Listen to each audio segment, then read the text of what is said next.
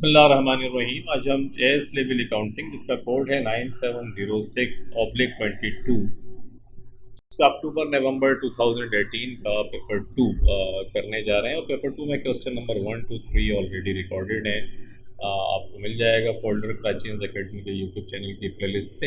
इसके अलावा इस लेक्चर के साथ ही इंशाल्लाह आपके 2021 से लेके 2018 तक के जितने अटेम्प्ट्स हैं वो सब मैंने कंप्लीट कराए हैं। Tomorrow you are going to take your exam और होपफुली इंशाल्लाह you are going to take A plus. आपने प्रैक्टिस भी की है और टाइम भी लगाया है तो डेफिनेटली रिवॉर्ड भी आपको मिलेगा। एग्ज़ाम से पहले एक एनजाइटी बच्चे फील करते हैं और ख़ासतौर पर अकाउंटिंग और मैथमेटिक्स जैसे सब्जेक्ट के अंदर कि उन्हें लगता है कि उन्हें कुछ आ ही नहीं रहा है। ऐसा कुछ भी नहीं होता। डेफिनेटली जो कुछ आपने पढ़ा है वो सब कुछ आपके पास ही है, लेकिन आपकी फीलिंग इस किस्म की हो रही होती है। तो काम डाउन, कोई इशू नहीं है। इंशाल्लाह सब कुछ अच्छा होगा एग्जामिनेशन हॉल के अंदर और आपकी प्रैक्टिस इतनी हो चुकी है कि आप बहुत इत्मीनान से वहाँ पर पेपर कर लेंगे। इस पेपर के अंदर नॉर्मली होता यही है कि क्वेश्चंस अगर आपने ये सब जो मैंने कराया है अगर आपने कर लिए हैं सारे पेपर, तो इन्हीं में से सब कुछ आएगा। वेदर वो कंपनी अकाउंट्स हो, मार्जिनल कॉस्टिंग हो, एब्सॉर्प्शन कॉस्टिंग हो, इनकम्प्लीट रिकॉर्ड हो और पार्टनरशिप हो, जो भी रेक्टिफिकेशन ऑफ एरर्स हैं, वट एवर इट इज़, जो कुछ आपने पढ़ा है। और ये अच्छी बात ये है कि रिपीटेशन होती है एग्ज़ाम के अंदर के मॉरलेस अगर आप 4 और 5 ईयर्स के पेपर कर लेते हैं तो आपका कॉन्फिडेंस भी अच्छा होता है और उसी में से कोई ना कोई चीज़ रिपीट हो रही होती है। तो इंशाल्लाह wish you all the best for your exam. और one more thing is that कि कराचीज़ एकेडमी के प्लेटफॉर्म से ये सारी वीडियोज़ आप देख रहे हैं जो आ रही हैं। कराचीज़ एकेडमी के अंदर जो नेक्स्ट सेशन है वो जुलाई से शुरू होगा नेक्स्ट सेशन, और उसके अंदर ओ लेवल, एस लेवल और ए लेवल के तमाम सब्जेक्ट्स जो है वहाँ पढ़ाए जाते हैं। ऑनलाइन भी क्लासेस होती हैं, बहुत अच्छे टीचर्स हैं वहाँ पर। तो आप खुद भी जो कुछ पढ़ना चाहें, ये नंबर आ रहा होगा नीचे, आप देख रहे होंगे कराचीज़ एकेडमी का व्हाट्सएप नंबर, तो आप इसके ऊपर कांटेक्ट कर सकते हैं और अपने दोस्तों को और जो जो आपके साथ हैं उनको भी बताएं कि वटेवर सब्जेक्ट जो पढ़ना चाह रहे हैं वहाँ ऑन प्रेमिसेस भी क्लासेस होती हैं। ऑन प्रेमिसेस कराचीज़ एकेडमी जो है गुलशन इकबाल मैन नीपा के ऊपर अकेडमी है कराची के अंदर। और ऑनलाइन तो आप कहीं से भी पढ़ सकते हैं उठा के। इस वक्त ऑनलाइन ओवरसीज़ के अच्छे खासे स्टूडेंट्स हैं जो पढ़ रहे हैं और ऑन प्रेमिसेस भी बच्चे हैं। तो दैट्स वेरी गुड अकेडमी। आप वहाँ जाएंगे तो बिल्कुल आपको अच्छे से समझ में भी आएगा और बिल्कुल प्रैक्टिस और तमाम चीज़ें बहुत अच्छी होती हैं। तो नेक्स्ट सेशन के लिए जो बच्चे पढ़ना चाहें accounting, mathematics, biology, chemistry, whatever subject O level से लेके कैम्ब्रिज की जितनी भी क्लासेस हैं ये सब वहाँ पर हो रही होती हैं। तो आप ज़रूर कांटेक्ट करें, अपने दोस्तों को भी बताएं और ये मैसेज जो हम स्प्रेड कर रहे हैं इसको स्प्रेड करने के अंदर हमारी हेल्प करें। And thank you very much and wish you all the best for your exam. Let's start from question number 4।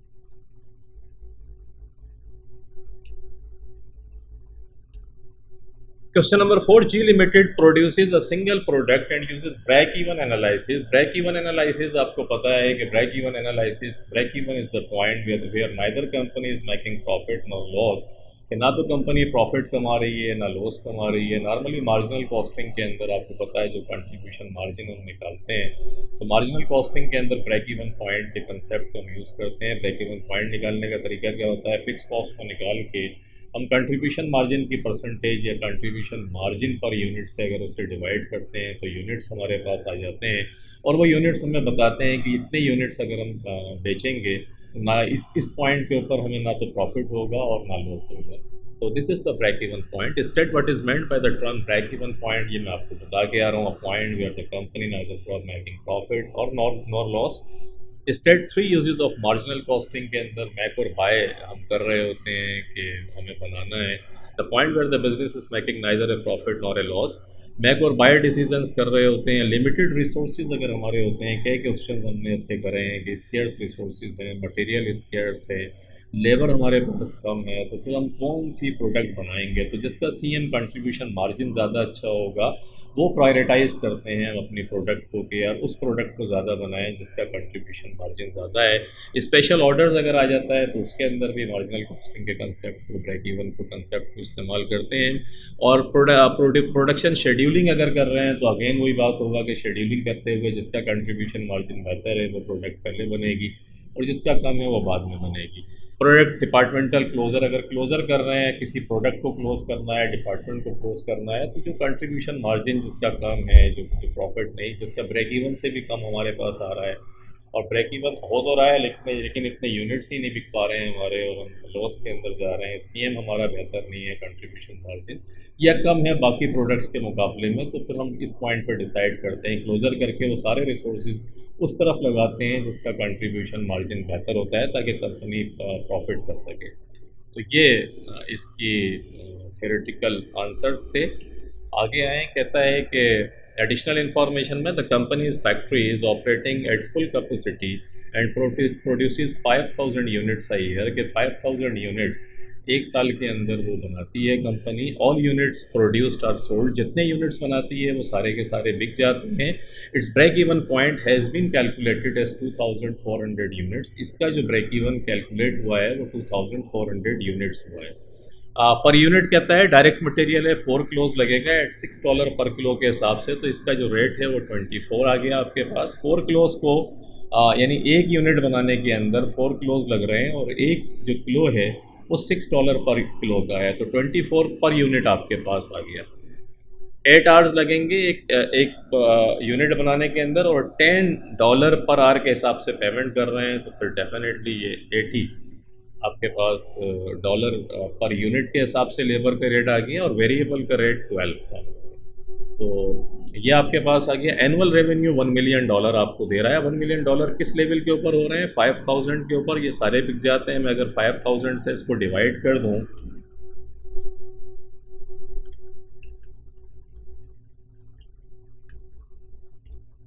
तो 200 आता है। इसका मकसद है कि मेरे पास जो प्राइस है वो 200 है, सेल्स की प्राइस।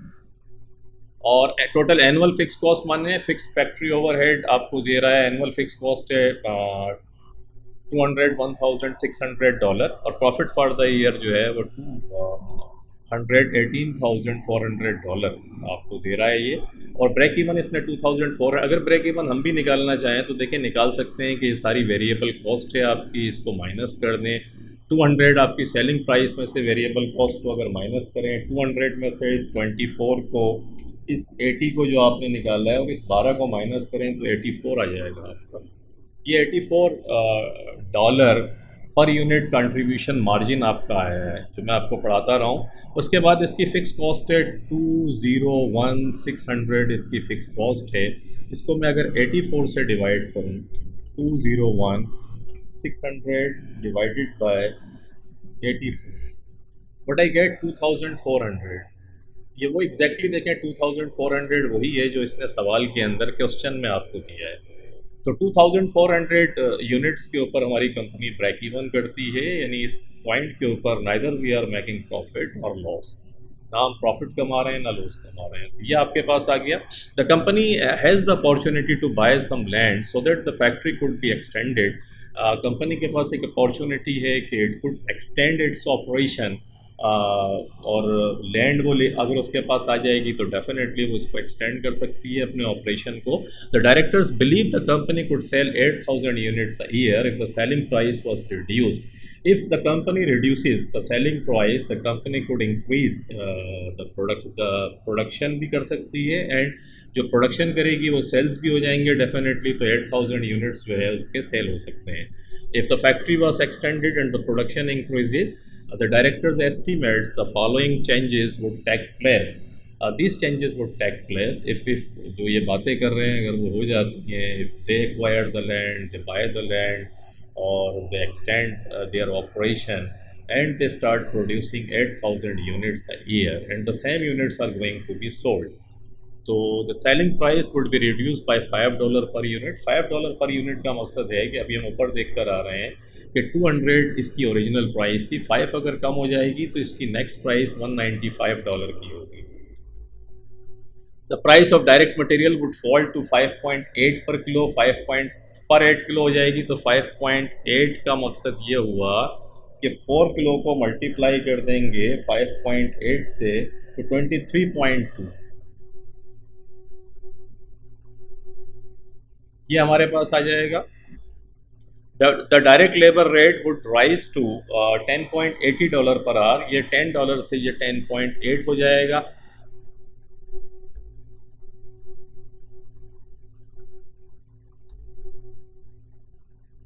और 10.8 का मकसद है कि 10.8 को मल्टीप्लाई करेंगे 8, क्योंकि 8 आवर्स लग रहे हैं, तो 86.40 ये लेबर आ जाएगी आपकी 86.40। और वेरिएबल ओवरहेड कहता है total fix cost would increase by 50%। वो इंक्रीज होंगी तो इसका मकसद है डायरेक्ट ओवरहेड, वेरिएबल ओवरहेड जो 12 है वो 12 ही रहा, तो ये 12 आ गया आपके पास, इसमें कोई फर्क नहीं पड़ा। तो अब कंट्रीब्यूशन मार्जिन कितना आ गया, जब फिक्स कॉस्ट जो है 50% से राइज करेंगी तो इसका 50% का मकसद है अगर मैं 150% निकाल लूँ इसका, तो ये टोटल आ जाएगा कि अब कितना होगा, क्योंकि 100 तो ये है, 50% निकालना है तो इसका 150 600 का 150% जब आपने निकाला तो 302 400।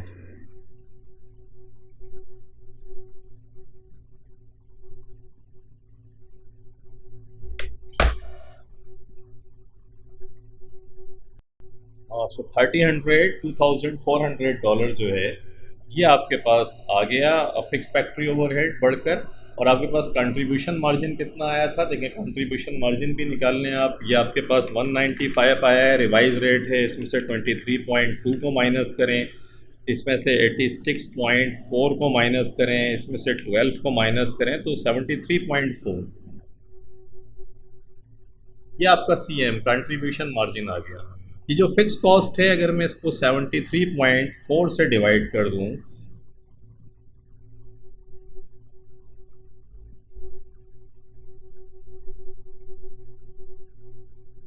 तो 302 400 डिवाइडेड बाय 73.4 4119.9। तो 4119 का मकसद है 4119.9। तो 4120 भी कर सकते हैं हम, अगर राउंड ऑफ कर लें तो 4120 4120 यूनिट्स आपके अगर बिकेंगे तो अब कंपनी ब्रेक इवन के ऊपर आएगी। और प्रीवियसली कंपनी का ब्रेक इवन 2400 यूनिट्स था।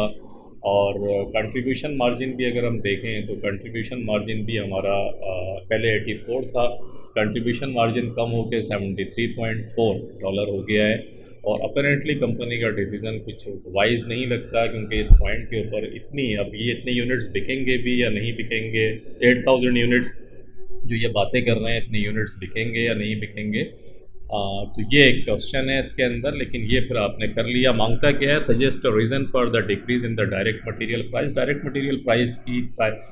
मटेरियल की प्राइस क्यों डिक्रीज होती है, या तो ये कि बल्क में बाइंग आप कर रहे हैं कि आपने बहुत ज़्यादा क्वांटिटी के अंदर खरीदेंगे तो आपको ट्रेड डिस्काउंट मिल जाएगा, या ओवरऑल ये है कि जो मटेरियल आप खरीद रहे हैं उसकी प्राइसेस ही किसी वजह से कम हो गई हैं, ये भी एक रीज़न हो सकती है।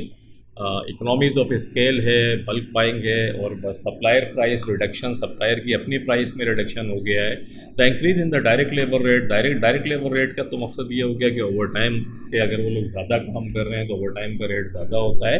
Increase in basic wage rate, government भी बाज़ औक़ात जो है वो रेट्स बढ़ा देती है, बेसिक जो सैलरी है उसके अंदर इजाफा कर देती है कि नहीं जी इतनी रकम नहीं बल्कि इस रेट के हिसाब से आप पेमेंट करेंगे। तो ये भी रीज़न हो सकती है। ट्रेड यूनियंस जो कंपनी के अंदर होती हैं उनके अपने एग्रीमेंट्स भी होते हैं ट्रेड यूनियन के, तो वो एक एग्रीमेंट की वजह से भी इसकी प्राइस के अंदर इजाफा होता है। तो ये इसके रीजंस हो सकती हैं। Explain why fix cost might increase by 50%, क्यों 50% से इंक्रीज होगी। देखिए उसके रीजंस है। पहले ये सर्टेन एक एक्टिविटी लेवल पर काम कर रहे थे, 5000 की इनकी एक्टिविटी थी। एकदम जब आप एक्टिविटी 8000 करेंगे तो आप देखिए, आप एक्सटेंड करने के लिए अपना ऑपरेशन आप एक्सटेंड कर रहे हैं, एक्सपेंशन हो रहा है कंपनी में। एक्सपेंशन का मकसद है कि मशीनरीज भी आपको चाहिए होंगी, तो इनडायरेक्ट लेबर फिक्स कॉस्ट, जो आपके सुपरवाइजर्स हैं उनको भी रखना पड़ेगा, वो भी फिक्स कॉस्ट का पार्ट बनते हैं। रेंट भी आपको देना पड़ेगा, टैक्सेस देने पड़ेंगे, इंश्योरेंस करानी पड़ेगी, क्योंकि एक्सटेंड हो रहा है, पूरा ऑपरेशन ही जा रहा है। और वो एक सर्टेन लेवल ही चेंज हो गई, क्योंकि फिक्स कॉस्ट एक सर्टेन लेवल के ऊपर फिक्स्ड होते हैं। जैसे ही वो एक्टिविटी लेवल चेंज होगा तो डेफिनेटली उनकी कॉस्ट में भी इजाफा हो जाएगा। तो ये इसकी रीजंस हो सकती हैं। Fixed cost are only fixed over a given range of activity. एक गिवन सर्टेन से 5000 की रेंज थी, आप 8000 पे ले गए तो फर्क तो पड़ेगा। As this business is expanding its capacity, some fixed cost may increase, such as rates बढ़ जाएगा, टैक्सेस देने पड़ेंगे, सुपरवाइजर्स आ जाएगा, मशीनरीज का डेप्रिसिएशन निकलेगा, मेंटेनेंस बढ़ जाएगी आपकी। तो दीज आर द रीजंस जो हो सकती हैं। आगे कहता है आपसे calculate the profit for the year if the expansion went ahead, कि अगर एक्सपेंशन हो जाता है then what would be the profit for the year. So we have already calculated the things, मैंने आपको बताया है, आप उसे उठाकर देख लें। देखिए 195 का रेट आपको पता है हो गया था, तो रेवेन्यू आप 8000 यूनिट्स अगर बेचेंगे तो आपके पास 1560,000 डॉलर का रेवेन्यू आ जाएगा। मल्टीप्लाई कर दें सिंपल 8000 यूनिट से। डायरेक्ट मटेरियल आपने देखा था 23.2, मैं अभी निकाल कर आपको समझा के आ रहा हूँ कि 23.22 क्यों आया है। ये देखें 23.2 निकाला था, और लेबर का 86.4 था, तो 86.4 देखें लेबर का हो जाएगा।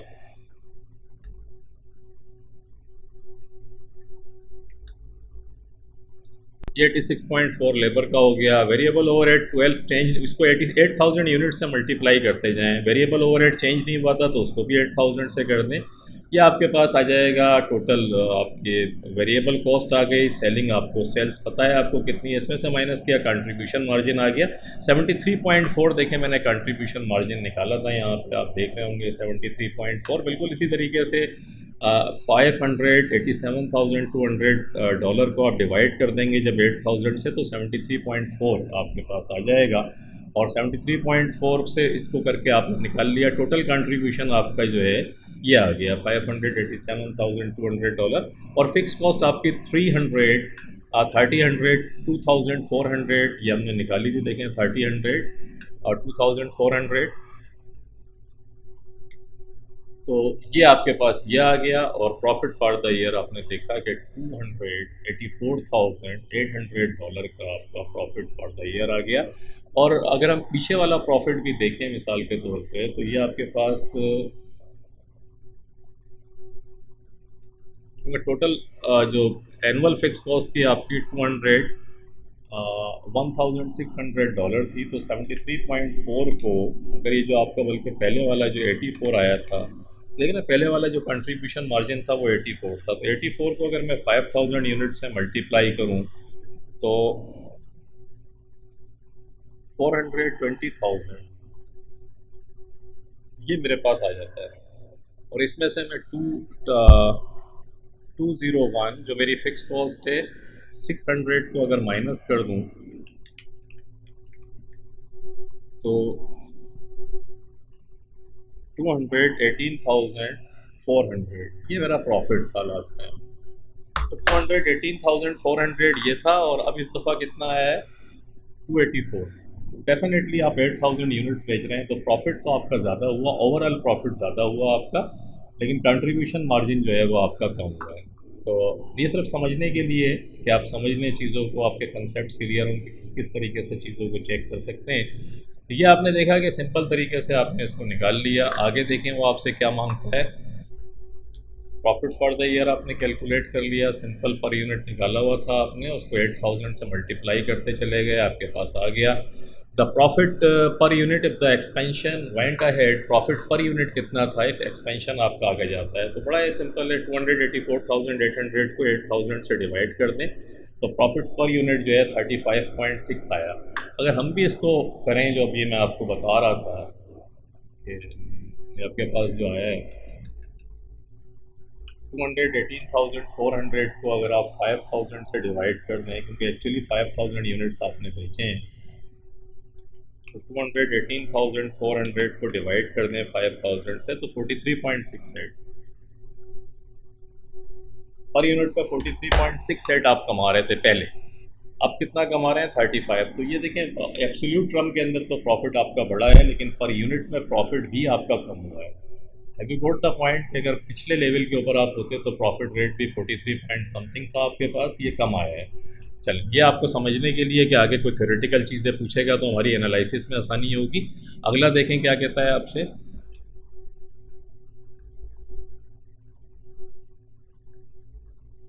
Calculate the break even point, express your answer in terms of both revenue and units के ब्रेक इवन पॉइंट्स निकालें, और यूनिट्स में भी बताएं और रेवेन्यू के अंदर भी बताएं। देखें, बेस्ट ऑन 322,400 को ये अगर मार्कअप की जो परसेंटेज रेशो है इससे कर दें, या सिंपल ये कर लें अल्टरनेटिव में कि पर यूनिट से डिवाइड कर लें, तो 4,120 यूनिट्स में अभी आपको निकाल कर बताया है मैंने आपको कि एनुअल फिक्स कॉस्ट जो आपकी इंक्रीज होकर आई थी वो $302,400 थी, और उसको 73.4 पर यूनिट कंट्रीब्यूशन मार्जिन से आपने डिवाइड किया तो $4,120 आ गई। सेलिंग प्राइस आपकी 195 पर यूनिट से, पहले 200 थी, $5 से रिड्यूस होकर 195 हो गई है। मल्टीप्लाई करा तो 1800 3,400 आपके पास ये आ जाता है। तो ये आपका टोटल यूनिट्स के अंदर भी आ गया $4,120, और 1800 $3,400 जो है वही आपका रेवेन्यू डॉलर अमाउंट के अंदर आ गया कि इतना एक्चुअली ब्रेक इवन आपको अर्न करना होगा, तो आप ब्रेक इवन के ऊपर आएंगे। आगे कहता है एडिशनल इंफॉर्मेशन में, the purchase of land and site development would be finance with a long term loan, एक लॉन्ग टर्म लोन से ये फाइनेंस कर रहे हैं। Explain how proposed expansion of the factory might affect the shareholders view of the safety of their investment। तो safety of their investment तो ये है कि आपको फिक्स लोन जब आप लेंगे तो इंटरेस्ट आपको देना पड़ेगा। Share holders investment has become riskier because of the increase external borrowing. जब एक्सटर्नल बोरोइंग लेंगे तो डेफिनेटली गियरिंग रेशो आपको पता है कि जैसे जैसे बाहर वाले लोगों का पैसा लगेगा तो उनका इन्फ्लुएंस भी बिजनेस के अंदर बढ़ना शुरू हो जाता है, और वो रिस्कियर होता है कि अब डिसीजन मेकिंग में शेयर होल्डर्स आज़ाद नहीं होते, they have to take into confidence the debenture और लोन जिन लोगों ने दिया हुआ है उनको लेना पड़ेगा आपको कॉन्फिडेंस में। Loan interest has to be paid whether profit is earned और नॉट, ये एक प्रॉब्लम है, but overall profit should increase. Repayment of external borrowing में result in future cash flow problems, क्योंकि जो ले रहे हैं वो देना भी पड़ेगा, उस टाइम पैसे नहीं हुए तो क्या होगा। तो ये उनके पॉइंट्स हैं जिनको उन्हें देखना चाहिए, और ये उनके इन्वेस्टमेंट के लिए चीज़ें हैं सोचने की। एडवाइस द डायरेक्टर वेदर और not they should propose proceed with the expansion of the factory, वो प्रोसीड करें या ना करें इसके अंदर, इसके साथ ये सवाल ख़त्म हो गया। प्रोसीड के अंदर तो देखें अभी हम जो देख कर आ रहे हैं उसके हिसाब से तो इन्हें प्रोसीड करने से पहले बहुत सोचना चाहिए, क्योंकि इनका ब्रेक इवन भी बढ़ गया है, इनका प्रॉफिट पर यूनिट भी कम हो गया है पहले के मुकाबले में। तो market share should increase, overall profit में इंक्रीज। अच्छा, ये इसके ऊपर वाले के पॉजिटिव और नेगेटिव थे कि इसका क्या होगा कि अगर ये एक्सपेंशन पे जाएंगे तो मार्केट शेयर जो है वो इंक्रीज़ हो जाएगा, ओवरऑल प्रॉफिट एब्सोल्यूट टर्म के अंदर इंक्रीज़ होगा, जो भी आपने देखा पर यूनिट कम हो रहा है लेकिन एब्सोल्यूट टर्म के अंदर इजाफा हुआ है। एक्सपेंशन में encourage further share holders investment, expansion करेंगे तो हो सकता है पोटेंशियल शेयर होल्डर्स और आ जाएँ, वो भी इन्वेस्ट करें कि यार कंपनी एक्सपेंशन कर रही है, एक अच्छा इमेज जाता है कंपनी का।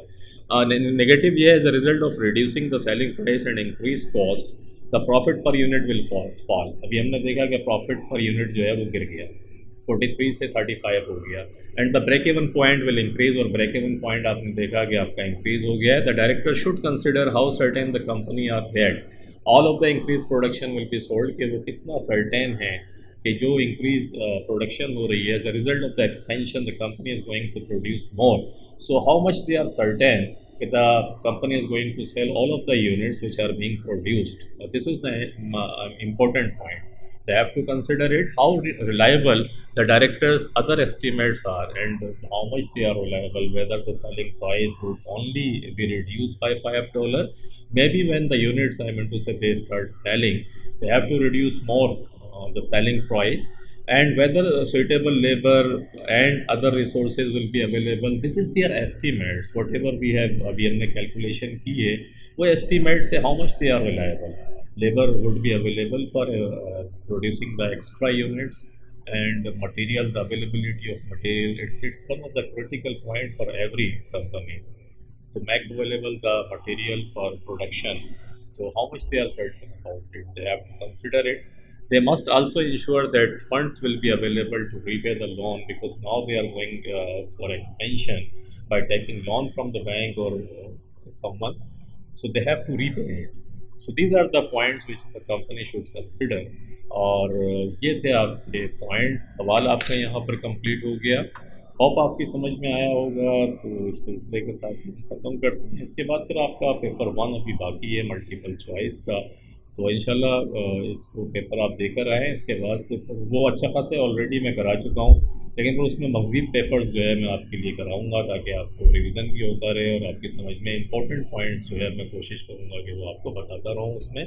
तो wish you all the best for your exam. आज के लिए इतना ही इंशाल्लाह, और आपने कमेंट ज़रूर दीजिएगा जब एग्ज़ाम्स देकर आएँ, तो बताइएगा पेपर कैसा हुआ है। एंड अच्छा होगा इंशाल्लाह ताला। You are going to get A plus in your exam. तो टेक केयर, अपना बहुत ख्याल रखिएगा। Thank you very much for watching the video. अल्लाह हाफिज़।